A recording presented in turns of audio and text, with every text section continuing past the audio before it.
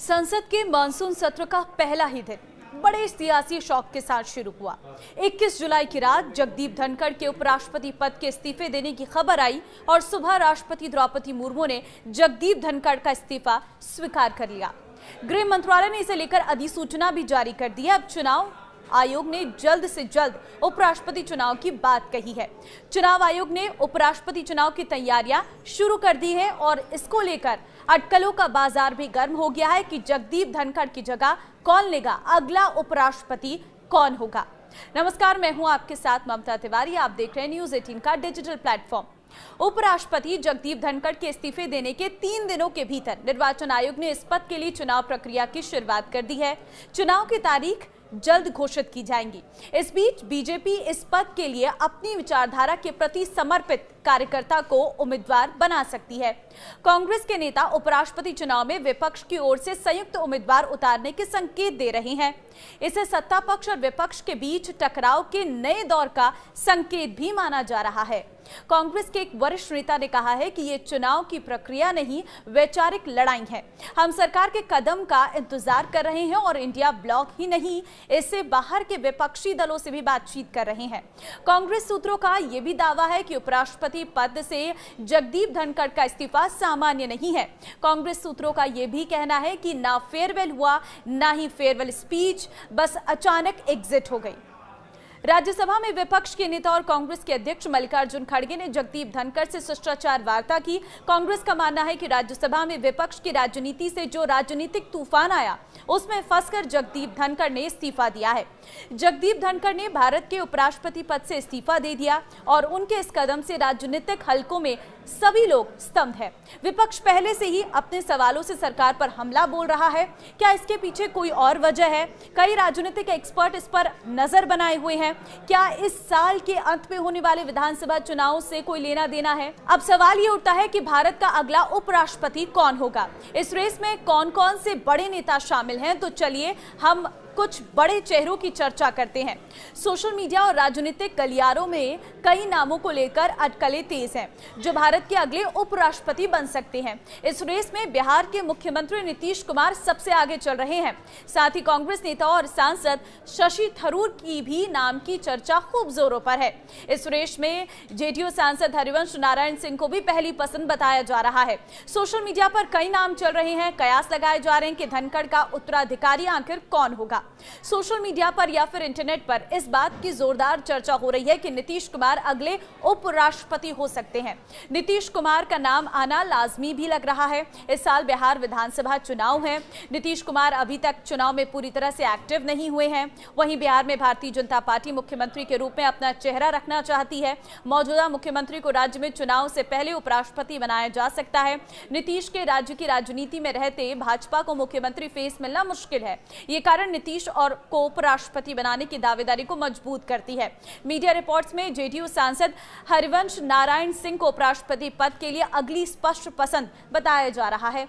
बताया भी जा रहा है कि इस लिस्ट में सिंह का नाम सबसे आगे है, क्योंकि वे वर्तमान में राज्यसभा के उपसभापति हैं। संविधान के नियमों के अनुसार सिंह आज से धनखड़ की अनुपस्थिति में नए उपराष्ट्रपति के निर्वाचित होने तक राज्यसभा के सभापति यानी कि उपाध्यक्ष का कार्यभार संभालेंगे। सोशल मीडिया पर लोगों का कहना है कि सिंह के नीतीश कुमार और प्रधानमंत्री नरेंद्र मोदी दोनों के साथ संबंध बहुत शानदार है और इसलिए कई लोगों का ये मानना है कि एनडीए उन्हें उपराष्ट्रपति पद का उम्मीदवार बना सकता है।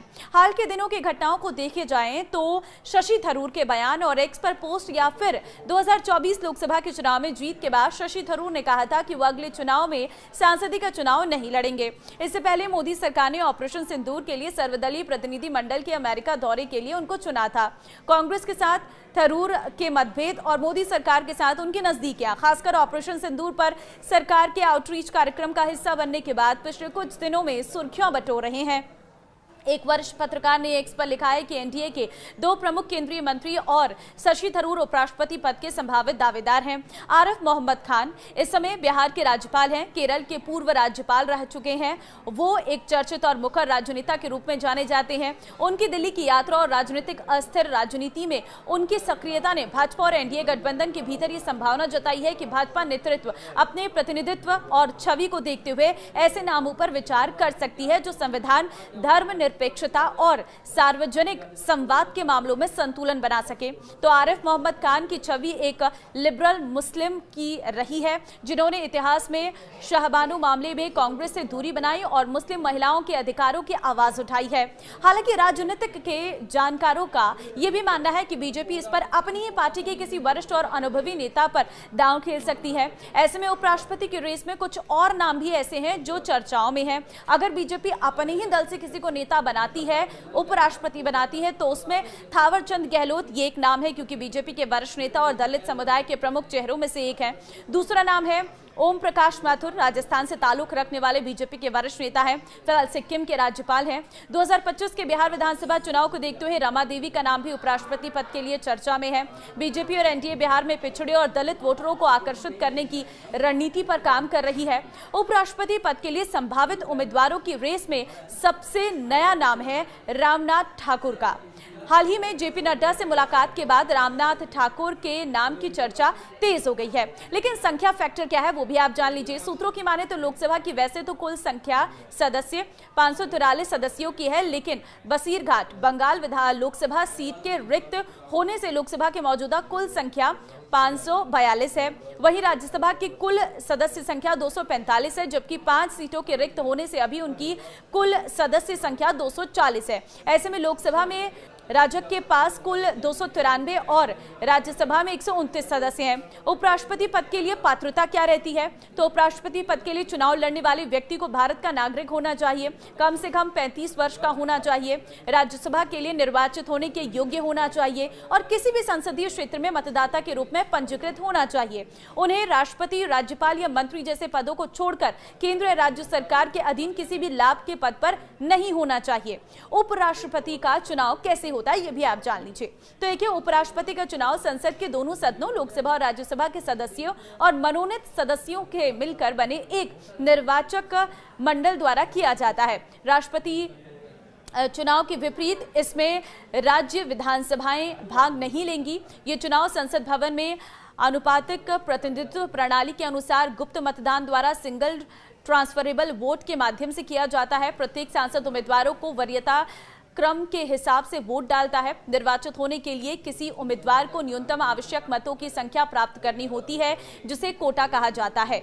इसकी गणना कुल वैध मतों की संख्या को 2 से विभाजित करके और 1 जोड़कर की जाती है। यदि पहले चरण में कोई भी उम्मीदवार कोटा पार नहीं करता है तो सबसे कम प्रथम वरीयता वाले मत पाने वाले उम्मीदवार को हटा दिया जाता है और उनके मत द्वितीय वरीयता के आधार पर शेष उम्मीदवारों को हस्तांतरित कर दिए जाते हैं।